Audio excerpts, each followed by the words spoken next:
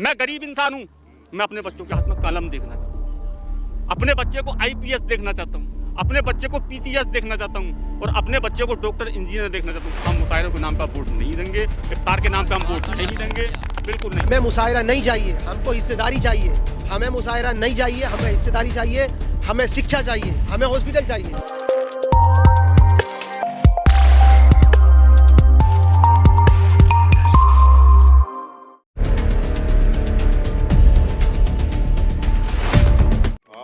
लगातार आपकी तरफ से, आपकी पार्टी की तरफ से कहा जा रहा था कि समाजवादी से गठबंधन करेंगे, अगर सपा आगे बढ़ेगी तो हम भी गठबंधन करेंगे। एक तरफ आप लोग कहते हैं कि मुजफ्फरनगर के जो दंगे हुए थे उसकी खून की छींटें उनके दामन पे हैं, दूसरी तरफ आप उनसे पास जाने की बात। राजनीति में सब कुछ चलता है। राजनीति में ये भी चलता है कि मोहन भागवत जी मुलायम सिंह के पास में अभी खाना खा रहे थे, तो ये भी चलता है ना। यानी कि हम जो है हमारे पास में हम पे ही आगे से बंदूक चलाएं। और क्या फर्क रह गया आप में और बीजेपी में? फिर जी आप में और बीजेपी में क्या फर्क है? बीजेपी में क्या फर्क? हम में जमीन आसमान का फर्क है। बीजेपी क्या फर्क है बताइए? बीजेपी क्या फर्क है बताइए आप। वो हिंदू करते हैं, आप मुस्लिम करते हैं। मेरे भाई हम वो आप जो जिसे आप आरोपी मानते हैं 2013 दंगे का मुजफ्फरनगर, उसी के साथ आप जाने की बात। हमारी पार्टी, हमारे नेता बैरिस्टर असदुद्दीन ओवैसी साहब लोकसभा के अंदर मुसलमान, दलित, सिख, ईसाई सबके लिए आवाज़ उठाते हैं। टोटल सबके लिए आवाज़ उठाते हैं। अभी एक बिल पास हुआ था लोकसभा के अंदर जिसमें कि आरक्षण देने के लिए, यानी कि OBC और SC के लिए, तो ओवैसी साहब ने आवाज़ उठाई। ओवैसी साहब ये नहीं देखते कि धर्म किसका है, वो देखते मजलूम यानी मुसलमान की। वो इसलिए आवाज़ करते हैं अगर किसी पे दलित के बाद अगर किसी पे जुल्म होता तो सिर्फ मुसलमान पे होता है। दलित की आवाज़ उठाने वाले नेता हैं मगर मुसलमान की आवाज़ उठाने वाले नेता नहीं है। वो इसलिए ज़्यादा ओवैसी साहब मुसलमान की आवाज़ उठाते हैं। मुसलमानों की आवाज़ तो अखिलेश यादव दावे करते हैं उठाने के, अब तो आप लोगों के लिए मुशायरे करवा रहे हैं कि मुसलमानों को मुशायरे। मेरे भाई मैंने कहा नहीं कि हमें मुशायरा नहीं चाहिए, हमको हिस्सेदारी चाहिए। हमें मुशायरा नहीं चाहिए, हमें हिस्सेदारी चाहिए, हमें शिक्षा चाहिए, हमें हॉस्पिटल चाहिए। हमें नहीं चाहिए मुशायरा, अपने घर रखें वो मुशायरा। इफ्तारी नहीं करेंगे आप बैठ? हमें इफ्तारी नहीं चाहिए, हमें शिक्षा चाहिए, हमें रोजगार चाहिए, हमें हिस्सेदारी चाहिए, हमें हॉस्पिटल चाहिए, हमें अच्छे रोड चाहिए। हमें नहीं चाहिए ना कुछ। हमें ना टोपी चाहिए, ना हमें खजूर चाहिए, ना हमें मुशायरा चाहिए। अगर हमें चाहिए कानपुर के अंदर उसी गुप्ता के घर 21 लाख का चेक अखिलेश यादव ने दिया, उसी कानपुर के अंदर फैसल के घर कुछ नहीं दिया। क्या मुसलमान वोट देने वाला बने इन्हें? आप भी तो यही करते हैं, आफ्ताब पे बोलते हैं, फैसल पे बोलते हैं, आप भी कहाँ बोलते हैं? किसी और नहीं, गुप्ता के और गुप्ता पे ओवैसी साहब ने लोकसभा के अंदर आवाज उठाई। ओवैसी साहब ने आवाज उठाई रोहित बेमुला पे। आप कह रहे हैं कि ओवैसी साहब के हक में है, मुसलमानों की आवाज उठाते हैं। हमारे सभा जो हो रही है जगह, तो इसका नाम जो है शोषित वंचित समाज। शोषित वंचित समाज, आप जो हैं पत्रकार बंधु हैं, सबको पता है कि शोषित वंचित समाज इस हिंदुस्तान के अंदर कौन है। रंगनाथ मिश्रा कमेटी की आप रिपोर्ट उठा के देखिए, कुन्नू कमेटी की आप रिपोर्ट उठा के देखिए। दलितों से बदतर जिंदगी अगर इस हिंदुस्तान के अंदर को जी रहा तो वो मुसलमान। जिन रिपोर्टों की आप बात कर रहे हैं वो 2007 में आई थी, तो 2022 में क्यों लड़ रहे हैं आके? भैया 2007 में आना चाहिए था। फिर महाराष्ट्र, तेलंगाना के अंदर 12% मुसलमान है ना। तेलंगाना के अंदर 12% आरक्षण भी है हमारी पार्टी। तो 2017 में, हालांकि ऐसा नहीं है कि 2007 की रिपोर्ट है, 2017 में क्यों 2022 में इलेक्शन क्यों लड़ रहे हैं।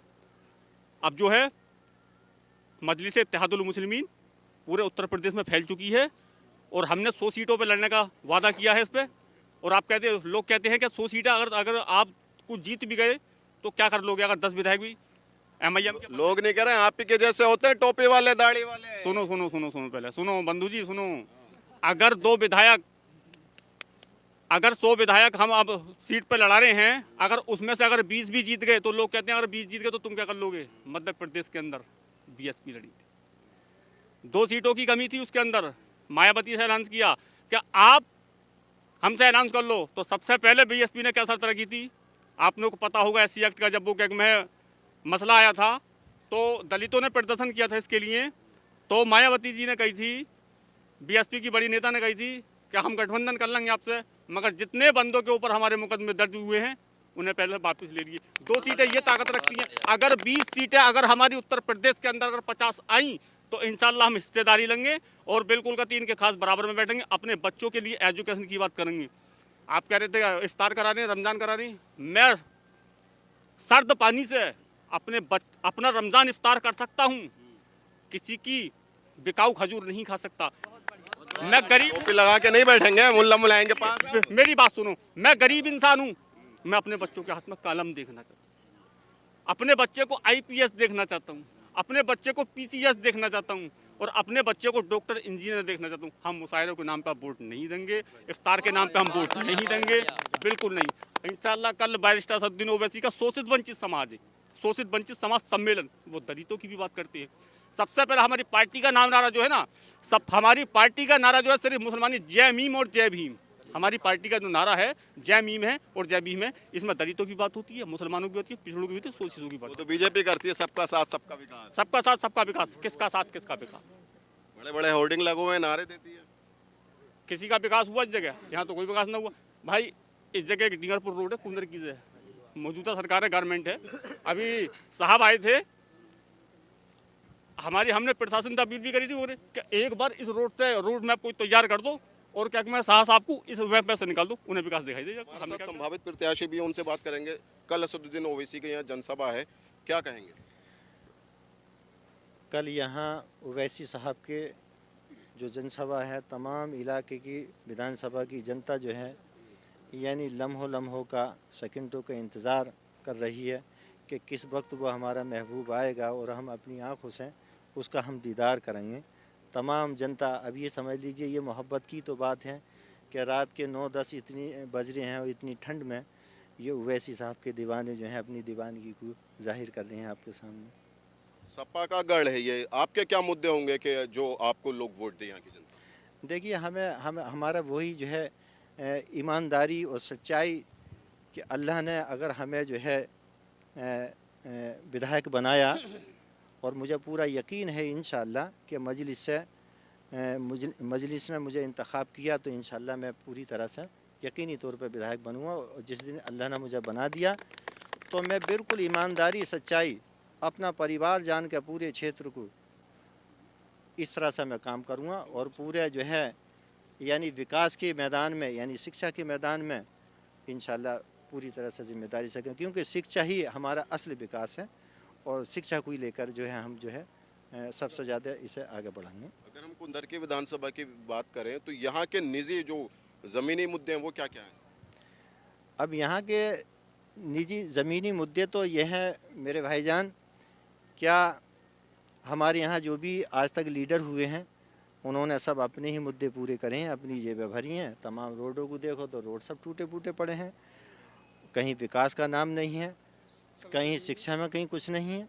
उन्होंने सिर्फ अपनी जेबें भरी हैं, इसके अलावा कुछ काम नहीं किया। इसीलिए ये जनता जो है अब जो है नए अपने प्रत्याशी का इंतखाब करना चाहती है और नई सरकार बनाना चाहती है।